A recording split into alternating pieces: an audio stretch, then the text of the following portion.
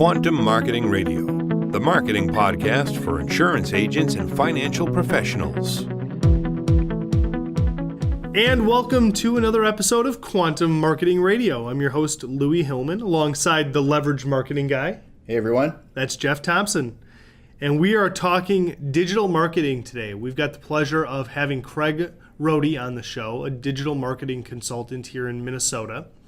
And Craig has actually helped some of our producers undo many of the mistakes they do in terms of how they present themselves out on the internet and social media. And we want to share with you some of those common mistakes and how to correct them and make sure you're having more success in the digital space. Yeah, I think part of the reason we have Craig with us today is that really digital marketing is such a area that most advisors and agents have neglected, and they need a lot of help there. So we want to kind of point you in the right direction. So Craig, welcome. Oh, you guys are being too kind to me. Too kind. Well, just a humble person that knows the internet.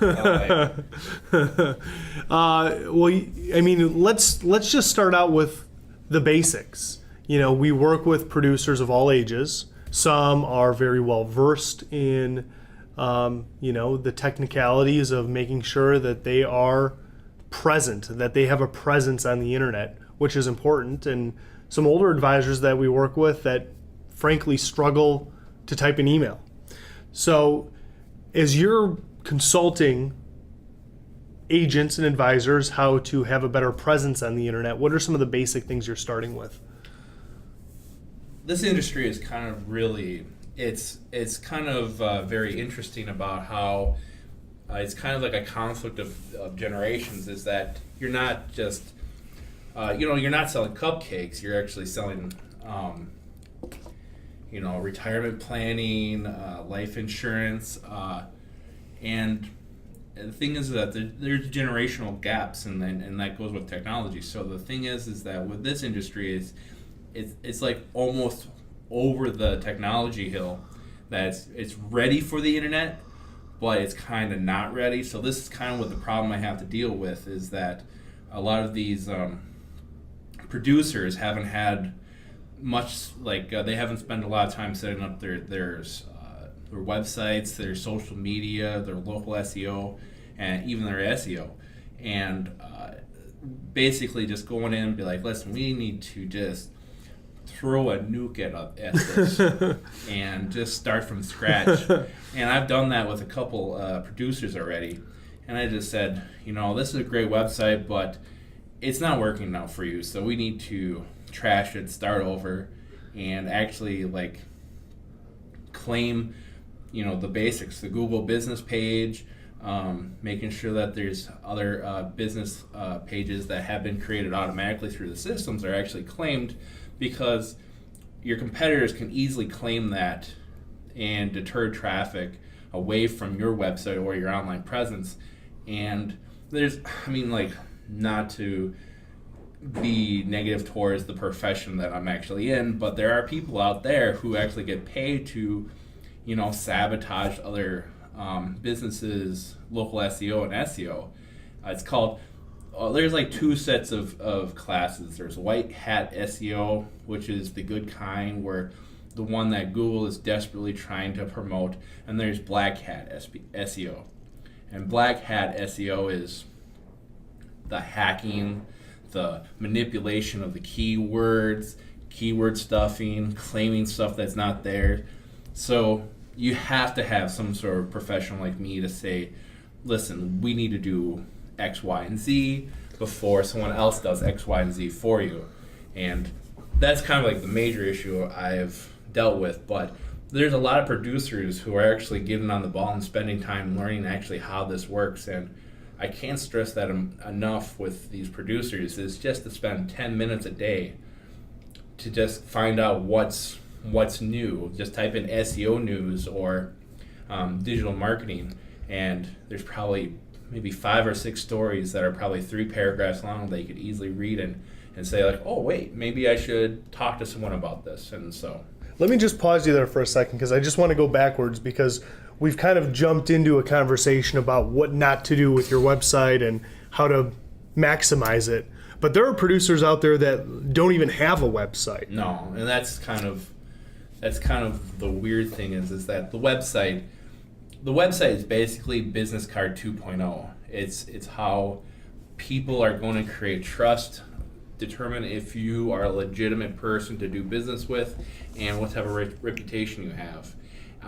10 or 15 years ago, a website was something your nephew maybe mentioned at dinner table, but now it's a serious business asset that you need to focus on. Is that the white pages, the yellow pages, newspapers, and I'm going to get a little pushback when I say this, are basically dead. Because honestly, I have yet to meet someone who's bought a car because they read an ad in a newspaper. They're either Found them in the yellow pages today. Yeah. Yeah, there's either Car List or Car Soup or Craigslist, or there's tons of online portals that have information updated by the minute. And so, I mean, just the flow of information now is incredible, and then producers need to embrace the idea of actually having a digital marketing footprint, or they will be left in the dust.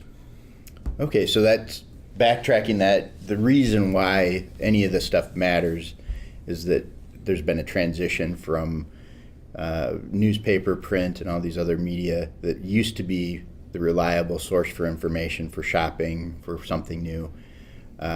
Those were basically dead, and now you have to have a number of different pieces of the puzzle online in order for people to find you today. So what are those pieces? Basically, is that, just to go a little bit back, is that even go further, is that insurance agents used to build reputation around like the local coffee cup, where if you did a really great job for someone who was a serious business leader in the community, is that they would speak highly about you, and then word of mouth or good reputation would be spread, like when that person had coffee with the rest of the city leaders and stuff like that. But now information is so fast, is that you have to realize that as soon as you're done talking to someone, a client or maybe a joint venture or anybody like that, is that the moment that they get away from you, they're going to pull up the phone and type your name into Google and find out, are you legit, basically. And so...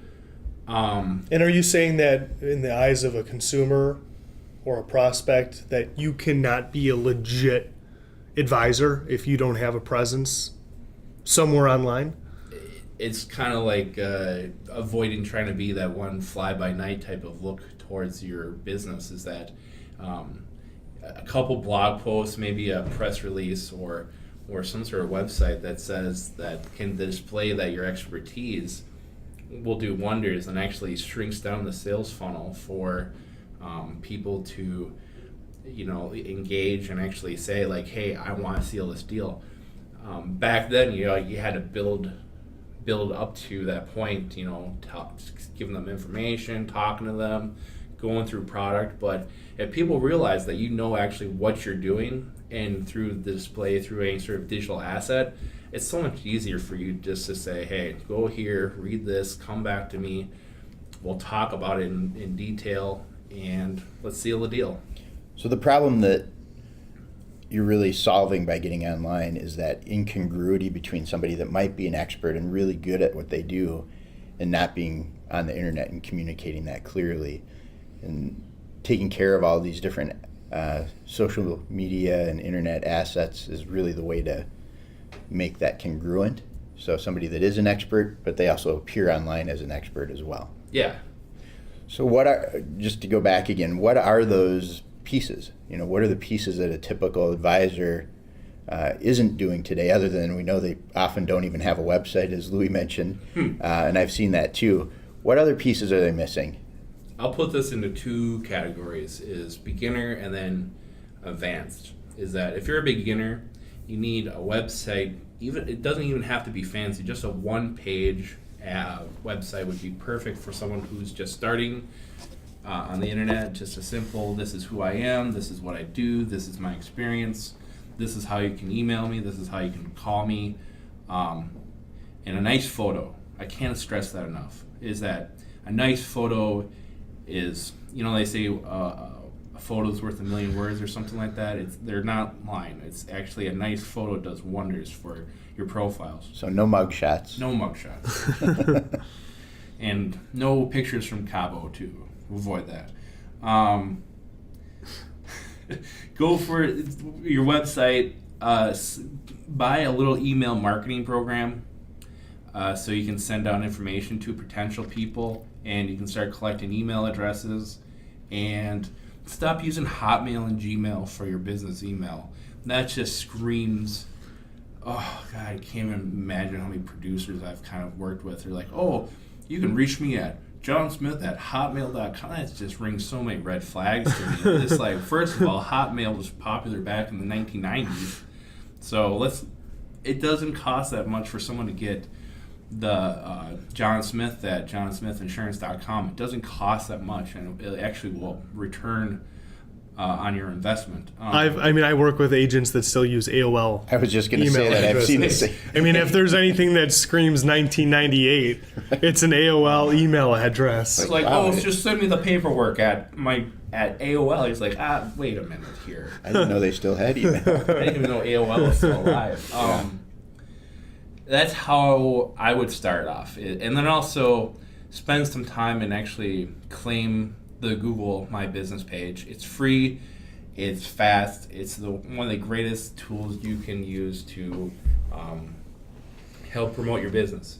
So with following up with that question, if you're advanced and you have a website, an email marketing program, and you claimed some local SEO profiles, then I would start thinking about getting really involved with Facebook and using the email addresses you've collected through your past history and using them in some sort of retargeting.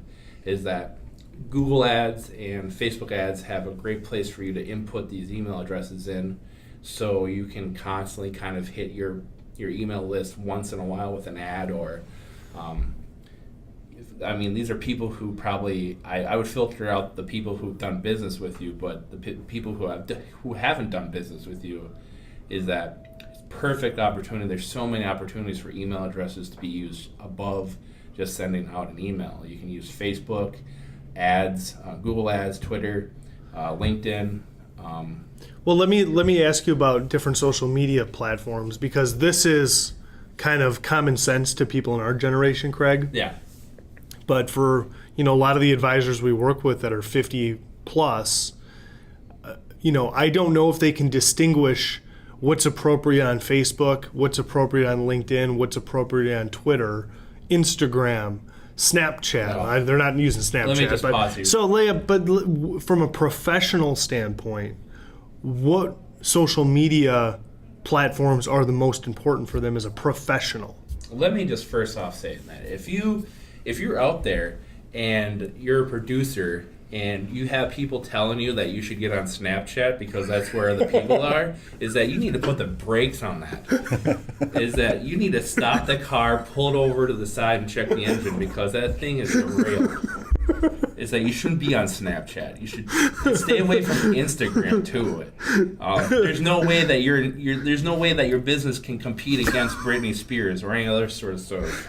Well, this is because if somebody that's not familiar with the different social media platforms, they might not know which ones are really for personal relationships. It seriously scares me that I see legit personal digital marketing agencies tell plumbing companies that, you should get on Snapchat. No, don't get on Snapchat. You should be on Instagram and Snapchat, and don't try to sell plumbing, unclogging toilets on Snapchat. It doesn't work. Stick to the basics. It's Facebook. Stick to the basics. Facebook, Twitter, LinkedIn, a nice blogging platform. You can just type in free blogging platform. They're free if you don't have one installed on your website. And then email. Not to interrupt here, but what you're saying then is that there are actually certain channels online that you could be using that actually are undermining your authority and credibility. Yeah, so I think the biggest red flag I would see is that if I do a Google search for a producer and it shows up their personal Instagram account, and I look at the personal Instagram account and I see that this producer is, cuckoo for Cocoa Puffs, I'm not going to do business with them. And so this is what I'm talking about when I talk to people about the digital footprint, is that type your name in Google and actually find out what is showing up. And if your Instagram profile is showing up, just type in Google disavow link, and you can easily remove that away from associating with your name. Actually, I would first of all delete your Instagram if you're a serious producer, because that could really, like, the ability to research someone is so advanced these days, is that you need to also protect your brand. And so that's what also, I mean, like, I could spend probably a good 2 hours right now on your podcast talking about branding, but you just have to be protective of what you're doing out there. So, well, I mean, in following up to the question that Louis asked, we've got the channels that are the most important. We've got the channels to avoid. MySpace. MySpace, right? Stay away from MySpace. Another one that is probably not terribly 1998 again. Right. Not doesn't relevant care anymore. So, what other things that are maybe simple things can a typical producer who isn't necessarily tech savvy do to start turning the ship around in terms of their online authority and presence? I could sit here and list off 6 different steps that you need to start doing, but let's do that. Let's cover 6 simple ones that they might be able to do. Before you start doing that, the 6 steps I would suggest is that the first thing that you need to fully embrace is to actually take time and practice writing, and start getting the habit on writing paragraphs about the industry that you're in, and or some news and stuff like that, because creating content is what everyone's recommending, but actually creating that content is hard. So, and I see that's the one thing that's frustrating, like, oh, Craig, I want to get on social media. I'm just like, that's great. So, where's your content? And they're like, what? I'm just like, yeah, your content, the stuff that you're going to share with people. And then all of a sudden I get that doe in the headlight look, and they're like, I don't understand. I said, what are you actually going to, what's your mission statement? What's your philosophy? What are you going to write about? And these these are platforms designed for communicating with people. Yeah. And if you don't have anything to communicate, you have a little bit of a problem. Yeah, you could be the greatest person when it comes to selling face-to-face, but translating that to the written word is really hard for some people, but it does get better with practice. With that being said, this is the 6 things I would do right away. If I was a producer starting off, this is the first 6 things I would do. Is 1, find a website company that can easily create something for me reasonable. If you're paying $1,000 for a website and you're just starting, that's pretty expensive. Is that you should probably look for services that can offer around the $500, $400 range. Even Squarespace I would recommend for a platform, for a drag and drop platform. 2, claim your local SEO.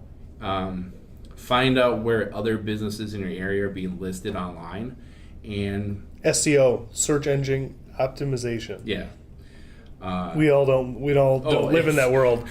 It's all acronyms for me. SEO, SEM, STM. But no, like, when I talk about local SEO, I'm not just talking about search engines. I'm talking about, like, your local chamber of commerce websites, your local newspaper that has a website. Find out where other businesses are being listed, and then find out how much that costs, and then move your business to get listed there. 3, create an email marketing platform, Campaign Monitor, MailChimp, Constant Contact. Any of those would be great. And any sort of seminars you do, any sort of interaction that you do, is that you should always collect the email address. That's the biggest thing, is to collect that email address, because even if that person says no, 3 months down the road is that they might be back into the situation where they're getting interested in talking to you. So always keep that information, name, address, phone number. Keep it updated. Keep it. Try to collect as much data as you can. What am I, 4? 4. Wait. So we found that most advisors you've talked to and consulted with actually already use a CRM system of some sort. Some of them do, some of them don't, and some of them use a really poorly made CRM. So it's important, like content management system. And so if you don't have ability to make real serious changes to your website, you might want to think about changing it. But and the last two steps I would say is to create a marketing PDF. I'm really trying to stress this. It's a nice PDF, a photo, a paragraph about you, how to get a hold of you, and make those links live. And when you talk to a potential client, I mean, usually you just hand them a business card, but emailing that small PDF with an ability to link to all your stuff and is much easier for a person to actually like, oh, what was that website again? Oh, wait, I have this PDF from the guy. I'll just open it up. Oh, look, all the web links are there. Try to make it as easy as possible for people to get a hold of you, and making a small PDF with embeddable links and a paragraph about you will do wonders for you. Well, Craig, before you go on to the rest of your list, we're coming up on about halfway point in our interview here today, so we're going to take a quick commercial break and continue on the other side. Okay, thank you. Thanks. Are you independent? Be part of the cutting edge in fixed life and annuity marketing for the independent agent and advisor. Discover the ECA Advantage, where you'll find the marketing systems, tools, and expert support you need to take your business to the next level. Unleash your independence with your free ECA Advantage membership today and get access to ECA's Knowledge is Power 2016 keynote speaker video series featuring Kim O'Brien talking about the DOL fiduciary rule. Call ECA Marketing at 1-800-356-4189 for more information or visit ecamarketing.com. All right, we are back here. It's Quantum Marketing Radio. I'm your host, Louis Hillman, alongside the Leverage Marketing guy, Hey, everyone. Jeff Thompson, and we're talking to Craig Rhode about digital marketing. Who seems to have had a couple extra cups of coffee today. So. Well, you get excited about the topic. I love That's this. what I'm passionate. I get crazy about this. So, Well, we've been kind of running through the mistakes that producers out there are making, things that they're not doing or doing improperly, and it's a lot. I mean, I'm 30 years old, pretty tech savvy, and I'm listening to this going, this is incredibly overwhelming. I mean, I wouldn't even know where to begin. I know. This sounds like I can just imagine someone listening to this podcast right now and just saying, Craig, you're just talking straight up voodoo to me. I don't understand a thing about this. And I get that. But the thing is that we live in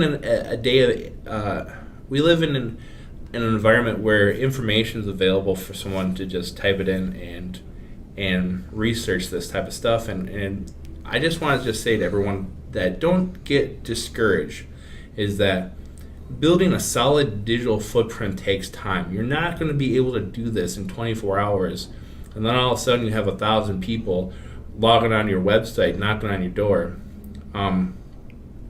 It's just basic marketing branding, is that it takes time to establish all these pieces, and just take this one step at a time, and don't be discouraged if no one's going to your website, because website traffic always takes time to build. I see a lot of people saying like, well, this website's live, how come I don't have 10,000 people emailing me? Unfortunately, that's not the world we live in, is that it takes time. Every single piece of great marketing out there always takes time to build momentum, and eventually it'll hit its stride and produce serious results. We did do a analysis of a producer's website not too long ago that had zero traffic, and this was a site that had been online for a while. So a lot of websites are really an uninhabited island in the South Pacific. It's just so, and they need help with that. But I know you had a list that you had started to go through. We want to maybe revisit and finish I'll go that. through real quick.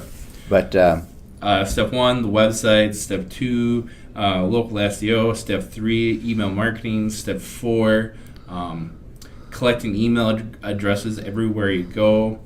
Step 5 would be claiming social media properties. Log into Facebook, click the big search bar at the top, and just type your business in. 9 out of 10 times, even though you didn't create a Facebook page, someone has created a page for you, or the Google business system, which is kind of linked up unofficially to Facebook, has created a page. And it's really important for you to claim that. Do you have to, is that a cost? No, it's free. How do you prove that is your business? They'll just ask you for some information, or most 9 out of 10 times the service will actually say, we're going to mail you a postcard, and the postcard has a code on it, and then you just type the code into that Facebook profile, and all of a sudden it's like, oh, hey Bob, how you doing? Welcome to the club. And you're just like, oh, give me a break, guy.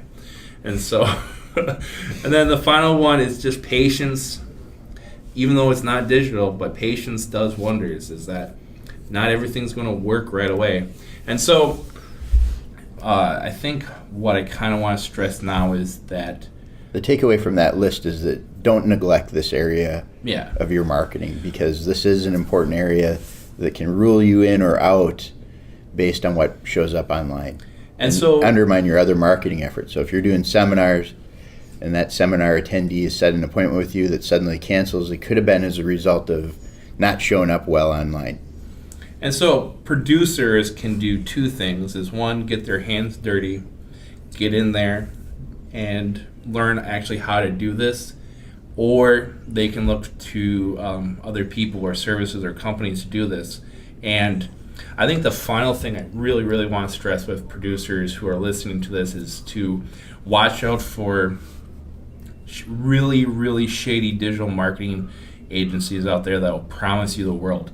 If a digital marketing agency you go to and they say, oh, hey Craig, I'm going to put you on the front page, first slot on Google, that is such a big red flag, is that no one can guarantee first page, first slot in 24 days or a month or 3 months. Is that Google search results are based upon 3 basic factors: IP address, the relevant keyword, and if you're logged into Google Plus, or if you're actually logged into the system, because those 3 factors matter the most. And if an SEO agency or a digital marketing agency says we can put you on the front page, is that you need to seriously back away. You need to find a digital marketing agency that will be honest with you and say that it will take time for this. So this is our action steps. They'll actually spend time with you and show you actually what they're doing and explain what they're doing. If they can't explain what they're doing to you, then you need to call the bank and cancel that check, because they're probably asleep at the wheel and they're going to probably fake the analytics. And also, that also brings me a really good point. Never accept analytics from a digital marketing agency in a pre-made report or a white label report. Ask them for the analytics export directly from Google Analytics, because I've seen so many digital marketing agencies, when they realize that their efforts aren't working, is that they'll actually go in and edit the analytics to make it look better. Ask them for a pure exported PDF. They want to get you the source analytics, not some... If they say no, they can't do it, bail. Well, really, you laid out the 2 options: is the producer can get their hands dirty, or they can pay somebody else that's experienced and isn't starting from scratch. I know Jeff and I want our producers out meeting with clients, not getting their hands dirty in digital media. Right. For the most part. What is somebody paying to get this service done for them? I mean, how much is this going to set them back? It sounds expensive. It sounds complicated and something that's going to break the bank. Is that the case? A solid, I would say, if you are looking for a service and they are charging you more than $1,000, then I would be suspicious. A basic for what I'm talking about today is that a really efficient and smart digital marketing agency should be able to do all this for under $1,000. And that covers services for the whole year? Yeah, basically, I mean, if you don't have a website, half of it should go towards the creation of the website, and then the half should just be monthly maintenance or consultation or just kind of maintaining it. $1,000 investment should carry most producers successfully with a nice campaign for a full year. If they start saying 5,000, 6,000, 7,000, ask a lot of questions, find out exactly what they're doing, get testimonials, not from their website, but from previous clients, and go from there. But a solid $1,000 investment would be great for anybody who's starting. Sounds like it's a little bit of the Wild West out there where consumers aren't really knowledgeable about this area, so they're easily taken advantage of. Sort of like trying to get your car fixed if you don't know anything about. I like to think of myself as the Wyatt Earp of digital marketing, because I'm on LinkedIn sometimes and I just call people out on this. I'll be like, "Well, check out this website. I got it on Google first page." I'll be like, "That's great. How'd you do it?" Blocks me. He blocks me on LinkedIn. Is that it's a crazy world out there. It's ruthless. There's no governing body.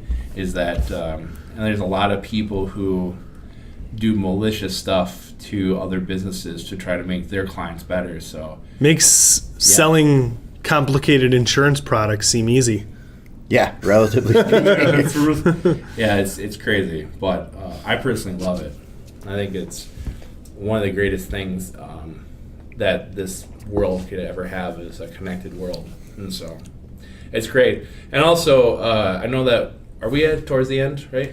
We've got about 8 more minutes of the show. I really love this technology. I'm going to plug the hell out of it. Is that if you listen to this podcast, after you get done listening, Google the term "the physical web" and read about this new initiative by Google to create a bridge between the real world and the digital world, and it's going to be crazy.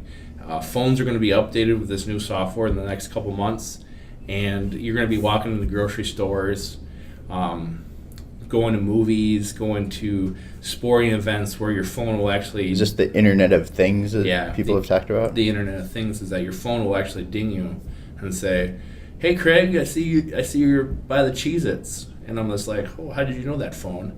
And he's like, "I know. Would you want 50 cents off a coupon?" I'm like, "Hell yeah, I want 50 cents. And so it's these type of tech. That was kind of a stupid metaphor. Thought I was going to tell you to head towards the vegetable and fruit aisle instead. It might. That's what the technology this might be. But, speaking of mobile phones, that was one of the things you didn't mention, is how does mobile play into all this? It seems like everybody's got a device today.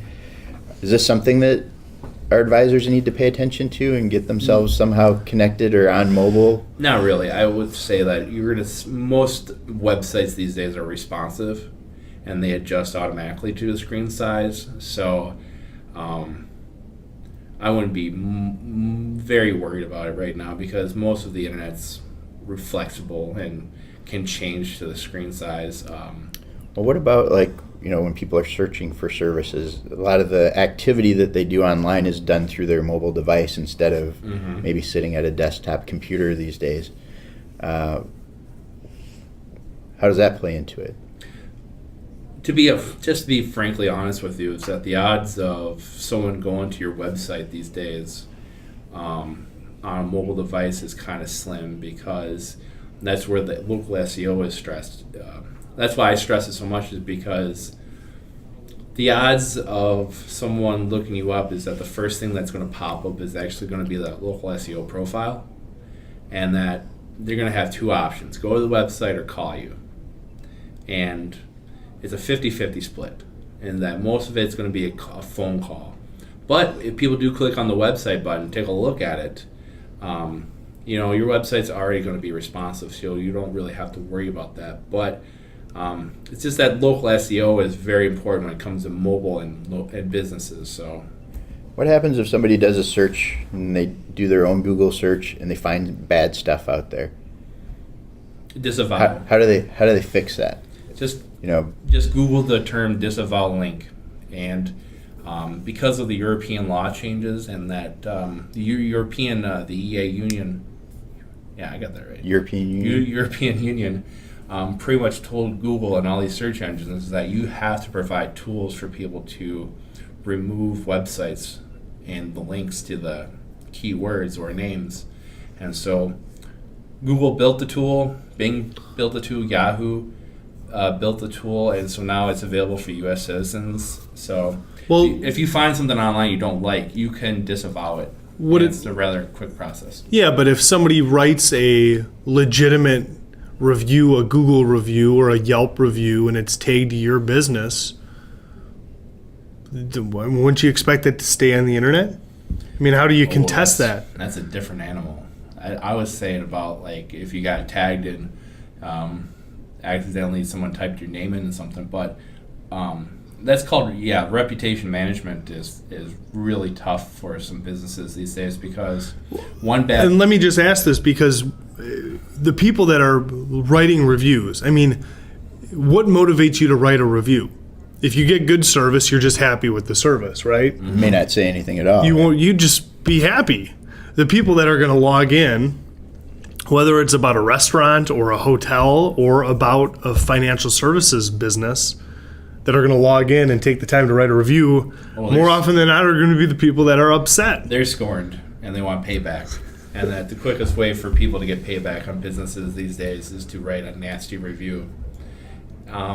Unfortunately, that's kind of the nature of the beast, is that if you do provide bad service and the customer isn't happy, that they're going to come back and bite you online in the reviews. So, well, even presumptively, if you provided good service, but for some reason they don't like you or are unhappy with the result, it could be a form of slander potentially. What kind of recourse does somebody have here, and what can they do? You can go through the service and dispute it, and ask even Google has a system, Yelp has a system that you can actually file an appeal for these reviews. But if you're offering bad service and you're being reviewed that way, is that you shouldn't be really spending time trying to disavow these reviews. You should actually take a look at how your business is working and maybe fix it, because it's like a restaurant. Like, there's tons of restaurants where it's like the dishes were dirty.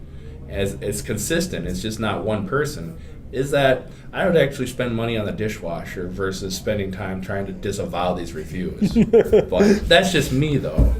I mean, is there any way to get more positive information out there to offset that, or to encourage? You can't really pay to play type of mentality for reviews, but I'm not even saying reviews, just when somebody does a search, is there a way to make sure that stuff isn't the most prominent thing that pops up? Press releases, blogging, you kind of want to... So content creation of some sort. Yeah, so I mean, just pretend it's a bucket and you have 10% of that bucket is filled with bad reviews. Is that the greatest thing you could do is just to start pouring in a lot of good reviews and try to stuff the bucket full of good reviews so people don't get to see the bad reviews. So just be a great business, do great customer service, and then write a blog or send out a press release. It's so easy these days that it's insane why people don't do it. So, or at least pay somebody to do it. Pay someone to do it. So yeah, I still feel like there's a lot here that a lot of advisors and agents are going to feel a little bit overwhelmed with these steps. So maybe we'll have to have another future interview where we simplify it even further into actions that may only take a little bit of time. I could do a 30-minute presentation just on LinkedIn. So no, I get that. So it's pick one thing that you think maybe is most important. Think about that in the future, where we'll have a discussion of that, so that they can have some real actionable thing on maybe just one subject, because this does seem like a lot. I don't know about you, Louis, but it seems like a lot to me, and I'm pretty familiar with this stuff. So absolutely. And the other thing about this is it's still evolving. It's what's relevant today may not be as relevant 3 months from now. Well, right, like earlier in the call, we mentioned that there's still people that have AOL email. Well, for the most part, that's a company that doesn't even exist anymore. Sure, and the world spins faster. The Yeah. change happens that much faster than it used to. Right. Well, I think we're about to wrap it up here, Craig. So any final thoughts? Guys, let me just say that it's been an absolute pleasure talking to both of you. It's just, I had a great time, basically. Well, thanks for being on the podcast, sharing your expertise. We'll see you on Snapchat. Yeah, find me on Snapchat. Yeah, no Snapchat here. All right. Well, thanks, everyone. Are you independent? Be a part of the cutting edge in fixed life and annuity marketing for the independent agent and advisor. Discover the ECA Advantage, where you'll find the marketing systems, training, products, compensation, and expert support you need to take your business to the next level. Sign up for your free ECA agent account to get access to ECA's Knowledge is Power 2016 Keynote Speaker Video Series. For more information, call ECA Marketing today at 800-356-4189 and ask for your marketer, or visit ecamarketing.com.